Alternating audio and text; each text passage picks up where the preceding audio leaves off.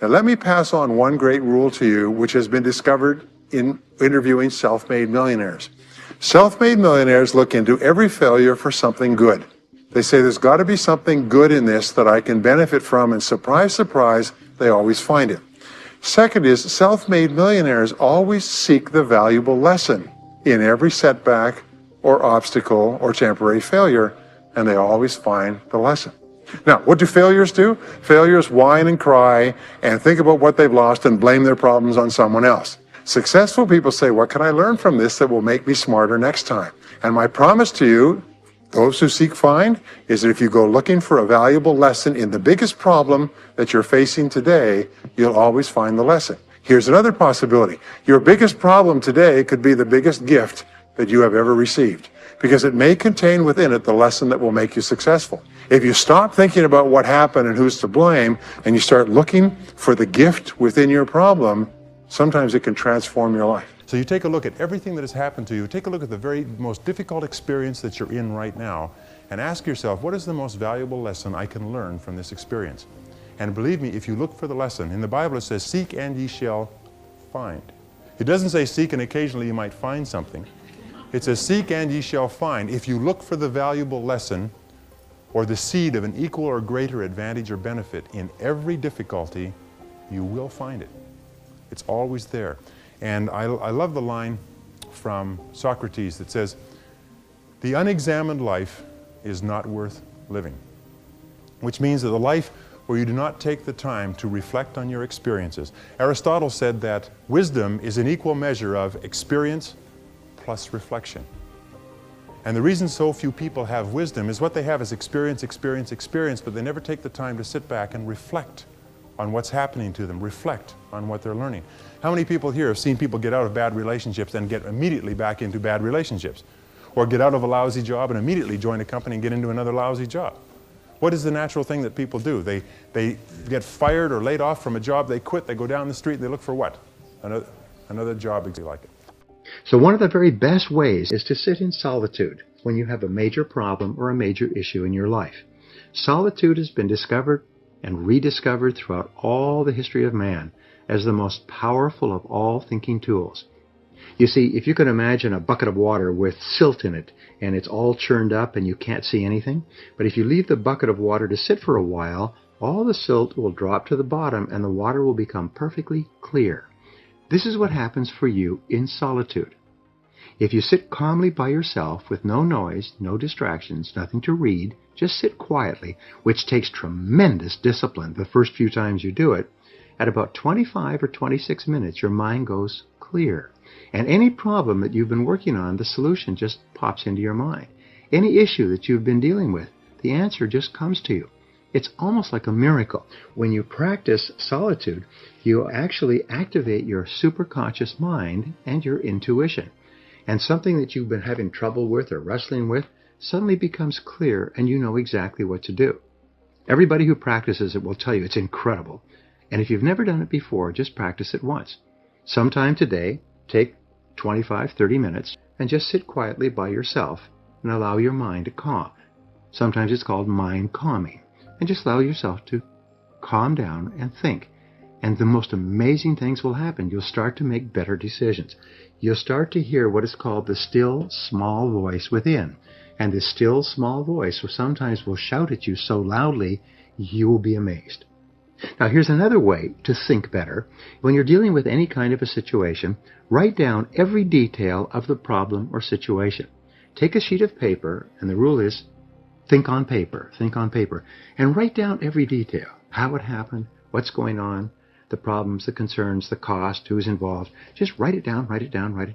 And the most amazing thing happens between the head and the hand. As you're writing out all the details, sometimes exactly the right choice pops out at you. It becomes clear, but you would not have triggered that superconscious solution if you hadn't taken the time to think on paper. There is something magical about writing down a problem. It is almost as though in the very act of writing what is wrong, you start to discover ways of making it right. Perhaps the source of this magic lies in the objective perspective that writing affords you. Even though you are describing your problem, your challenge, your life, your uncertainty, and your indecision, the fact that you are writing about it, as opposed to mentally pondering it, creates a space between you and the problem. It is within this space that solutions have room to grow. You see, writing about events and circumstances that occur helps you to clarify exactly what is happening. When we describe life to ourselves only in our minds, our imaginations tend to feed false or distorted information about how things are, positive or negative. When we describe a situation in writing, however, we become more factual, more accurate, and certainly more realistic. Then, as we reread what we have written, we create a new picture in our minds to replace the distorted picture we have been working with. And once we finally see things as they are, rather than as we think they are, we can then see our way clear to make them better. Write about a current dilemma you are facing. Perhaps it is a personal problem, a business matter, a family issue, or a financial problem. Whatever it is, take the time to capture it on paper the way it really is. But remember, writing out the problem is only the first step to creative problem solving and effective decision making. The next step is to carefully analyze what you have written. Here are some of the key things to look for. First, exaggerations or distortions of the truth. Are you really telling it like it is?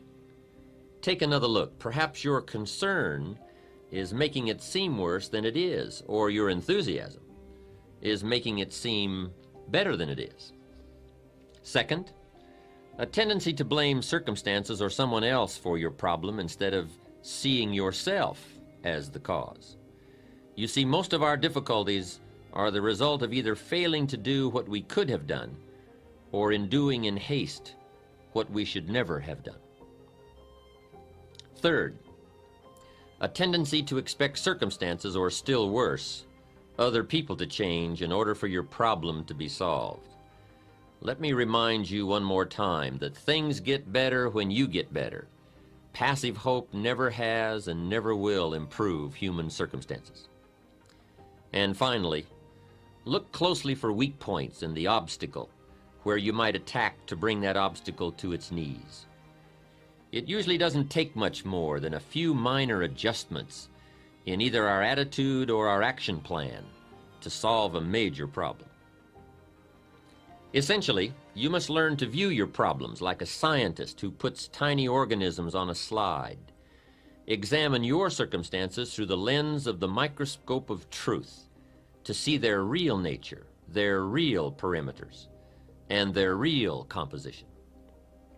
And two, as you examine your problem, do as any scientist would do, record your observations. You see, as you continue to refine your statement of the problem, of the way it really is, you will begin to move closer to the solution. And speaking of solutions, be sure to record the ultimate conclusion to your dilemma. If it worked well, then it is worth remembering. And if it didn't work well, as you had hoped it would, then it is even more essential to record the outcome, lest you should find yourself repeating mistakes instead of learning from them. Mistakes in judgment are nothing to be ashamed of. Surely most of our personal growth comes as a result of our errors. But what is truly unforgivable is to make the same mistake twice. Every mistake has its own price tag, but the most costly error anyone can make is an error unlearned and often repeated.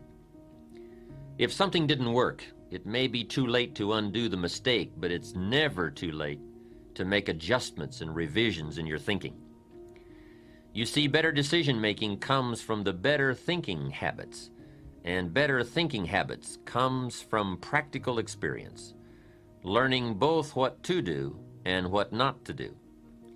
Becoming a more effective thinker on paper is a sure way of becoming a more effective person in practice. You know, Aristotle once said that wisdom, which is the greatest of all human desires, wisdom is the ability to make good decisions, is a combination of experience plus reflection. Experience plus reflection. In other words, you have an experience and then you reflect on the experience and you think about, what does that experience mean to me? How can I use that? What can I learn from it? Don't merely go through your days, get from your days.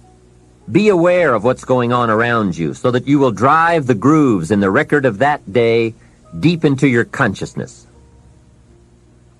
Here are some good times to reflect. First, at the end of the day, take a few minutes and go back over your day. Where you went and what you did and what you said, what worked and what didn't. What do you want to do again? What do you want to correct? The colors, the sights, the sounds, the conversations, the experiences. You see, experience can become commodity, currency, coin, an incredible source of value, but only if you take time to reflect on the experience and turn it into something of value. It's not what happens that makes the difference in how your life works out, but rather what you do about what happens. And part of doing something about what happens is this process of reflection, studying an event in order to glean valuable information from it. Another time to reflect is at the end of the week. Take a few hours. Take a half a day at the end of the month. Take a weekend at the end of the year. Reason? To make the past more valuable. Sophisticated people have learned how to gather up the past and invest it in the future. When my father was about to celebrate his 76th birthday, I said to him, "Father, can you imagine what it's going to be like to gather up the last 75 years and invest them in your 76th?" That's how life can become productive and exciting. Not just living one more year, but gathering up the years and investing them in the next one. By reflecting, you can gather up all the conversations you have ever had and invest all that you have learned and all that you have felt in the next conversation. Gather all your experiences and invest all that you have learned and felt in your next experience. And the more value, the more substance, the more information, the more wisdom you can gather from all of your yesterdays, the more exciting your future becomes. Probably all of us already know all that we need to know in order to make our lives turn out the way we want, except for one thing: how to gather what we've learned in order to invest it in what we want to become. So make your own life one of your most important studies. And in studying your own life, be sure to study the negative as well as the positive, your failures as well as your successes. Our so-called failures serve us well when they teach us valuable information. They're frequently better teachers than our successes. One of the ways we learn how to do something right is simply by doing it wrong. Doing it wrong is a great school for learning. Now I would suggest that you not take too long. If you've done it wrong for 10 years, I wouldn't suggest another 10. But what a close at hand and emotionally impactful way to learn from your own experiences. To improve your thinking, talk it over with someone else who you like and trust, and give them the details, and ask them to give you their feedback, give you their perspective. Sometimes, especially if you're in a great relationship, the other person can give you a perspective that completely changes your ideas. A good way to think better is to ask, especially if you're frustrated or having difficulties, ask, what are my assumptions? What am I assuming about this situation that may not be correct? What if my basic assumptions about this relationship, about this job, about this product or service or this investment, what if my assumptions were wrong? Now here's another way to think better. Practice zero-based thinking continually. This is one of the best tools you'll ever learn to clarify your thinking and improve the quality of your life. Ask yourself on a regular basis, is there anything in my life that, knowing what I now know, I wouldn't get into again today if I had to do it over? Is there anything you are doing today, any relationship you're in, any investment, that knowing what you now know, you wouldn't get into if you had to do it over? This is one of the most important questions you ever ask and answer. When you think of time savers and time wasters, you usually think of unexpected interruptions or telephone calls. However, the biggest time waster of all is for you to continue to pursue a course of action, a job, a career, or a relationship that is the wrong one for you. Many people waste many years of their lives working at something that they don't particularly like or enjoy, and then in their 30s, they have to start all over again in a completely new job, in a completely new career. Is there anything that you are doing today that, based on your current knowledge and experience, you wouldn't start up again today if you had the opportunity? Because we're living in a time of rapid change, fully 70% of your decisions will turn out to be wrong in the fullness of time.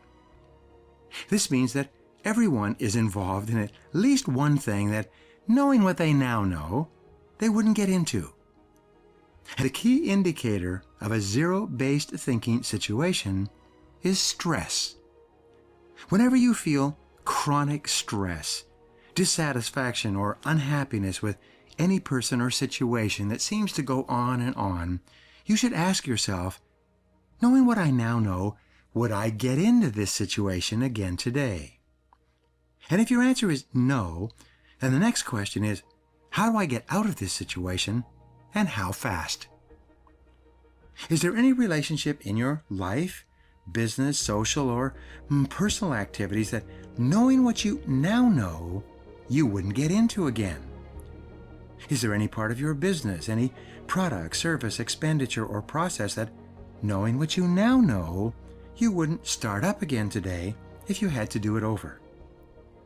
Is there any investment that you are in today of time or money or emotion that's dragging you down and holding you back that, knowing what you now know, you wouldn't get into again? Remember, whatever the situation, if it is an unhappy situation, it is probably not going to change. It's probably going to get worse over time. The only question then is, do you have the courage and character to deal honestly with your life as it really is today? By applying zero-based thinking to every part of your life, you'll be absolutely amazed at how much better your decisions become and how much more productive you become at the same time. If you could begin any part of your career and life over again, like a painter standing before a white canvas, how would you design or reinvent your life today? When you stand back and look at your life from this point of view on a regular basis, you'll begin to see all kinds of opportunities to change what you are doing so that they are more in line with what you really want. And here's the key to good thinking. Be open to doing something completely different. Be open to admitting the possibility that you could be wrong and doing something completely different. And what that does is it opens up your mind and your perspective so you can see all kinds of possibilities that you may not have seen before.